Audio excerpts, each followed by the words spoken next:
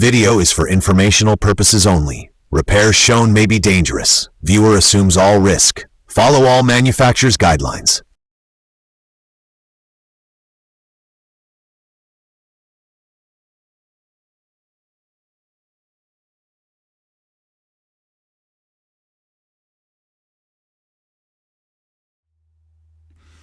All right, guys, if your diesel burner motor is running but not going into combustion, these are the three most commonly failed components.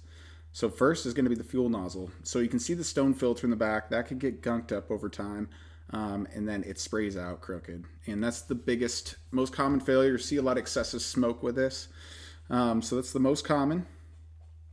I would say second most common would be the high limit thermostat. So these fail, they lose connectivity, and this is what actually passes power down to the 12 volt fuel solenoid. So if it's not passing power down to there, you're not going to get fuel spray. So this is the second most common failed component. The third is the ignition coil. So you could be getting fuel down there, but if you don't have the spark in order to light the diesel, then you're not going to have combustion. So that's the third one.